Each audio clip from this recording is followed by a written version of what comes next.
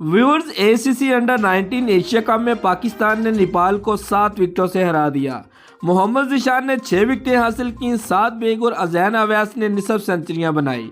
ICC academy ground Dubai में होने वाले मैच में पाकिस्तान अंडर 19 टीम ने शानदार आगाज किया। नेपाल अंडर 19 ने पहले बैटिंग की तो आधी टीम सिर्फ 46 के स्कोर पर पवेलियन लौट गई। फिर उत्तम मागर और दीपेश कुंदल ने छठी विकेट की शराकत में 68 रन जोड़कर पोजीशन बेहतर बनाई। उत्तम मागर ने 51 रन बनाए, दीपेश कुंदल ने 31 रन बनाए।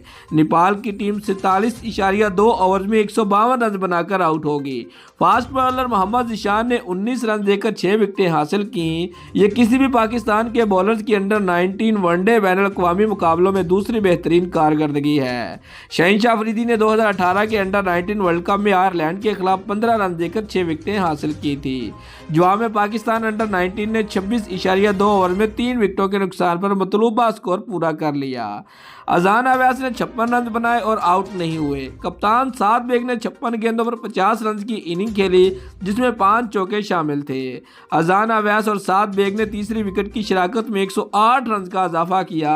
पाकिस्तान अंडर 19 टीम टूर्नामेंट में अपना दूसरा मैच इतवार को इंडिया अंडर 19 टीम के खिलाफ खेलेगी।